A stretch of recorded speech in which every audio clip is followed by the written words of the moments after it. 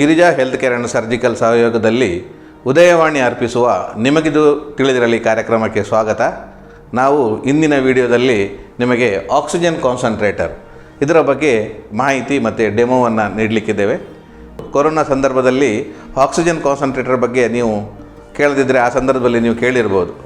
Oxygen cylinder ಏನಿದೆ ಇದಕ್ಕೆ ಪರ್ಯಾಯವಾಗಿ ಬಂದಿರುವಂತಹ ಒಂದು ಮೆಡಿಕಲ್ ಡಿವೈಸ್ ಇದು.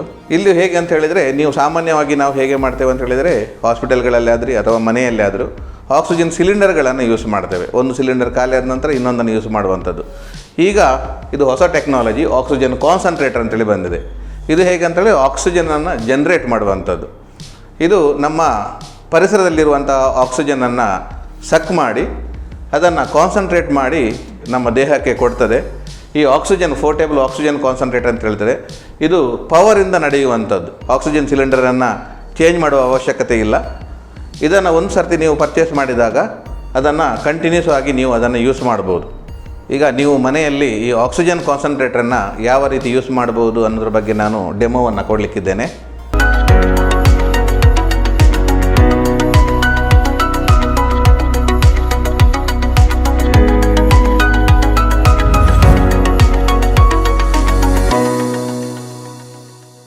ಆಕ್ಸಿಜನ್ ಕಾನ್ಸಂಟ್ರೇಟರ್ ಅಂತ ಹೇಳಿದರೆ ಈ ಥರ ಆಕ್ಸಿಜನ್ ಕಾನ್ಸಂಟ್ರೇಟರ್ ಇರ್ತದೆ. ಇದು ಪವರಿಂದ ಇದನ್ನು ನಡೆಯುವಂಥದ್ದು. ಹಾಗಾಗಿ ನಾವು ಇಲ್ಲಿ ಪವರ್ ಪ್ಲಗ್ ಇದೆ, ಇದನ್ನು ಪ್ಲಗ್ ಮಾಡಿ ಇಲ್ಲಿ ಆನ್ ಮಾಡಿ, ಆನಂತರ ಇಲ್ಲಿ ಬ್ಯಾಕ್ ಸೈಡಲ್ಲಿ ಆನ್ ಬಟನ್ ಇದೆ, ಇದನ್ನು ಆನ್ ಮಾಡಬೇಕು. ಈ ಥರ ಆನ್ ಮಾಡಬೇಕು. ಇಲ್ಲಿ ಮೊದಲಿಗೆ ಏನಂತ ಹೇಳಿದರೆ, ಇಲ್ಲಿ ಹ್ಯೂಮಿಡಿಫೈಯರ್ ಅಂತೇಳಿ ಬರ್ತದೆ. ಅಂತೇಳಿದರೆ ಇಲ್ಲಿ ಹ್ಯೂಮಿಡಿಫೈಯರಲ್ಲಿ ನೀವು ವಾಟರನ್ನು, ಅಲ್ಲಿ ಮ್ಯಾಕ್ಸಿಮಮ್ ಲೆವೆಲ್ ವಾಟರನ್ನು ಹಾಕಬೇಕು, ಅಥವಾ ಸ್ಟೆರೈಲ್ ವಾಟರ್ ಅಂತೇಳಿ ಬರ್ತದೆ. ಈ ಸ್ಟೆರೈಲ್ ವಾಟರನ್ನು ಹಾಕಿದಾಗ ನಿಮಗೆ ಆಕ್ಸಿಜನ್ ಕಾನ್ಸಂಟ್ರೇಟರ್ ತುಂಬ ಬಾಳಿಕೆ ಕೂಡ ಬರ್ತದೆ. ಈ ರೀತಿ ಮ್ಯಾಕ್ಸಿಮಮ್ ಲೆವೆಲಿಗೆ ನಾನೀಗ ಆಲ್ರೆಡಿ ಫಿಲ್ ಮಾಡಿದ್ದೇನೆ. ಮ್ಯಾಕ್ಸಿಮಮ್ ಲೆವೆಲಿಗೆ ಸ್ಟೆರೈಲ್ ವಾಟರನ್ನು ಹಾಕ್ಕೊಳ್ಬೇಕು. ಆನಂತರ ಈ ಥರ ಇಲ್ಲಿ ಫಿಕ್ಸ್ ಮಾಡಿ, ಆನಂತರ ಆನ್ ಬಟನನ್ನು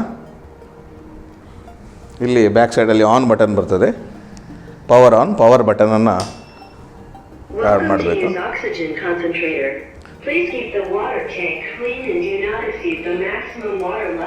ಇಲ್ಲಿ ಎರಡು ಪೋರ್ಟ್ ಇದೆ, ಒಂದು ಆಕ್ಸಿಜನ್ಗೆ, ಇನ್ನೊಂದು ನೆಬುಲೈಸರಿಗೆ ಅಂತೇಳಿ ಎರಡು ಪೋರ್ಟ್ ಬರ್ತದೆ ಈ ಮಿಷಿನಲ್ಲಿ. ಈಗ ಇಲ್ಲಿ ಪವರ್ ಬಟನನ್ನು ಆನ್ ಮಾಡಿದಾಗ ಆಕ್ಸಿಜನ್ ಕಾನ್ಸಂಟ್ರೇಟರ್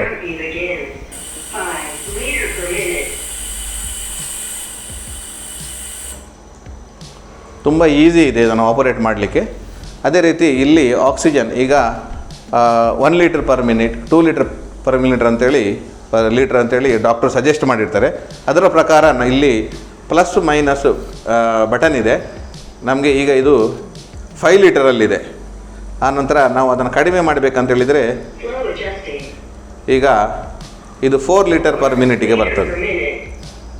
ಅದೇ ರೀತಿ ಜಾಸ್ತಿ ಮಾಡಬೇಕಾದ್ರೆ ಪ್ಲಸ್ ಬಟನ್ ಒತ್ತಿದರೆ ಈಗ 5 ಲೀಟರ್ ಪರ್ ಮಿನಿಟ್ ಈ ಥರ ಬರ್ತದೆ. ಆನಂತರ ನಾವು ಇಲ್ಲಿ ಎರಡು ರೀತಿಯ ಇದು ಬರ್ತದೆ, ನಿಮಗೆ ಮಾಸ್ಕ್ ಬರ್ತದೆ. ಇದನ್ನು ನಾವು ನಾಸಲ್ ಕ್ಯಾನ್ಯುಲಾ ಅಂತೇಳಿ ಹೇಳ್ತೇವೆ. ಈ ಥರ ಬರ್ತದೆ ನಾಸಲ್ ಕ್ಯಾನ್ಯುಲಾ.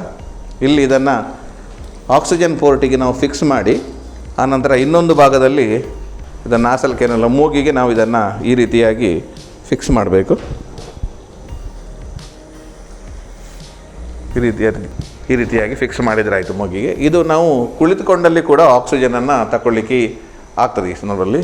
ಅದೇ ರೀತಿ ಇನ್ನೊಂದು ಬರುವಂಥದ್ದು ಮಾಸ್ಕ್ ಬರ್ತದೆ. ಅದರಲ್ಲಿ ಈ ರೀತಿ ಇದರ ಒಂದು ಭಾಗವನ್ನು ಇಲ್ಲಿ ಆಕ್ಸಿಜನ್ ಪೋರ್ಟಿಗೆ ಫಿಕ್ಸ್ ಮಾಡಿ, ಈ ಮಾಸ್ಕಿನ ಮುಖಾಂತರ ಕೂಡ ನಾವು ಆಕ್ಸಿಜನನ್ನು ತಗೊಳ್ಳಿಕ್ಕಾಗ್ತದೆ ಈ ಥರ.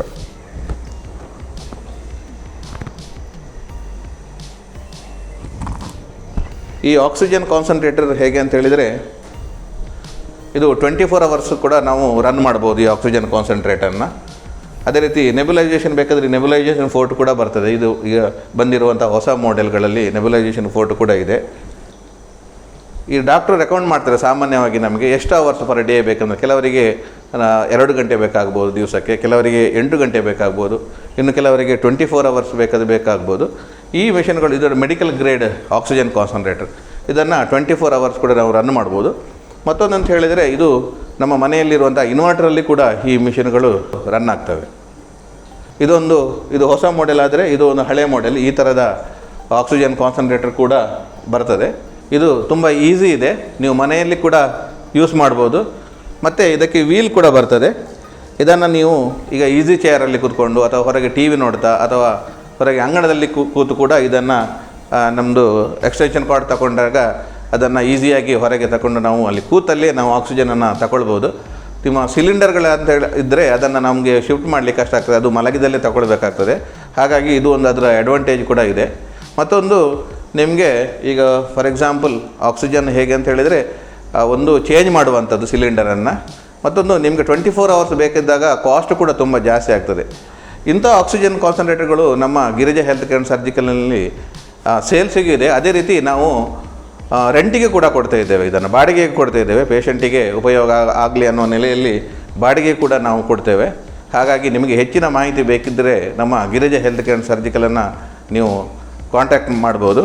ಅದೇ ರೀತಿ ನೀವು ಒಂದು ಆಕ್ಸಿಜನ್ ಕಾನ್ಸಂಟ್ರೇಟರನ್ನು ನೀವು ಬಳಸಲಿಕ್ಕೆ ಸ್ಟಾರ್ಟ್ ಮಾಡಿದಾಗ ಈ ಪಲ್ಸ್ ಆಕ್ಸಿಮೀಟರ್ ಮುಖೇನ ನೀವು ನಿಮ್ಮ ಆಕ್ಸಿಜನ್ ಸ್ಯಾಚುರೇಷನ್ ಲೆವೆಲ್ ಜಾಸ್ತಿ ಆಗಿದೆ ಇಲ್ಲವೋ ಅನ್ನುವಂಥದ್ದನ್ನು ಚೆಕ್ ಮಾಡ್ಬೋದು.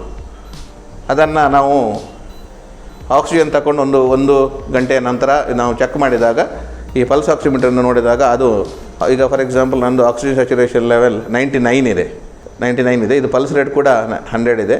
99 ಇರುತ್ತೆ ಸಾಮಾನ್ಯವಾಗಿ. ಅದು ತುಂಬ ಕಡಿಮೆ ಆಗ್ತಾ ಬಂದಾಗ ಅದು ಸಮಸ್ಯೆ ಉಂಟು ಅಂತೇಳಿ ಲೆಕ್ಕ. ಆ ಸಂದರ್ಭದಲ್ಲಿ ನಾವು ಆಕ್ಸಿಜನ್ ಕಾನ್ಸಂಟ್ರೇಟರ್ನ ಯೂಸ್ ಮಾಡಬೇಕು.